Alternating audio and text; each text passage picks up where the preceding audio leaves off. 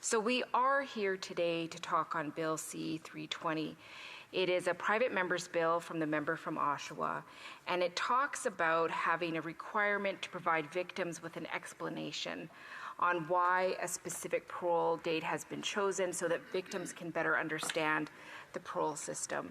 I think this is a minor change, but it could be a change that has some really significant impact on people.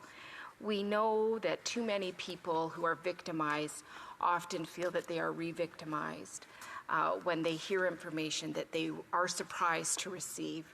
So I think that as we move forward collectively in this place, making our systems as clear as possible just helps to build that connection and provide some orientation when people are going through very hard and difficult times. We know as well, though, when we look at the system that we have, our justice system, that justice, I don't know if it really belongs in the title, because what we see is high rates of incarceration of indigenous, racialized people, and those living in poverty, and of course those with mental health and addictions issues. And that is really concerning. And it reminds me of several indigenous communities that I've had time to spend with them, and a lot of elders who talk. Every story is a little bit different, but the main theme behind it is when your society, when you have a person in your society that's behaving in a way that is hard or stressful or unpleasant for the society, you don't blame that person. You step back and you look at the whole society and you say, what is happening within the whole collective that's creating this response in these people? And I think that's a really hard thing to do, and I think it shows how strong so many Indigenous communities are because they have that capacity. So when the system is broken, it breaks people, it breaks communities, and I think that's what we see way too often in our communities, and it's extremely stressful for those who are experiencing that. But when we objectify and push it away and say those people are this, we dehumanize them. So I hope that the idea here is to actually look at ways that we can collect people together to better inform them of the process, to make it collectively safer for everyone, and to recognize that our system is broken. And as we move through these small changes, we have to start looking at what the big changes need to happen to really fix some of these huge gaping holes.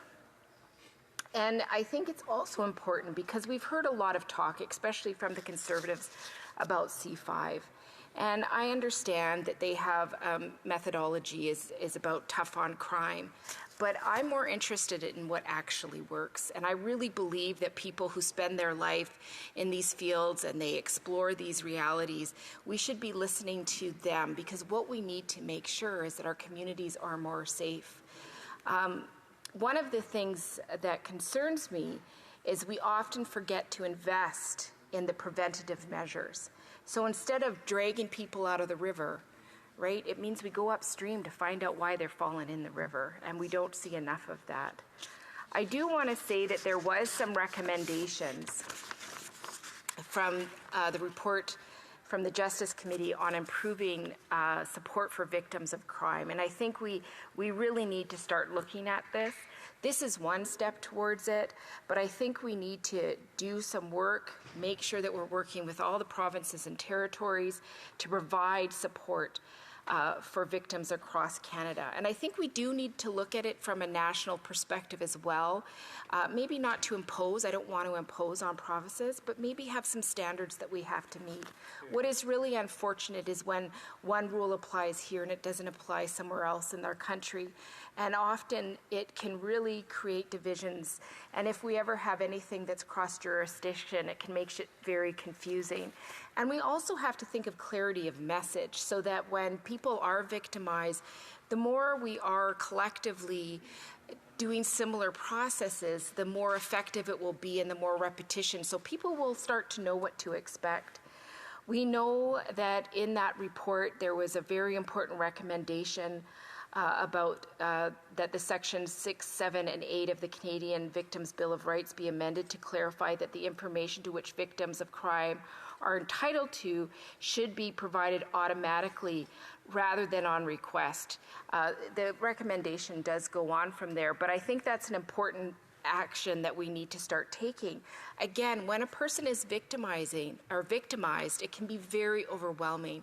We know when you're talking about working with people who have trauma, you have to repeat things, you have to make sure they understand, and asking people to request is often too much to ask from people who have already been victimized.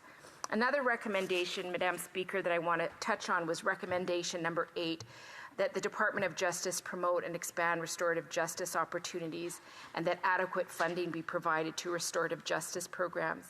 I know that in my riding, for example, the Comox Valley Community Justice Center does some very innovative work. They have multiple people trained.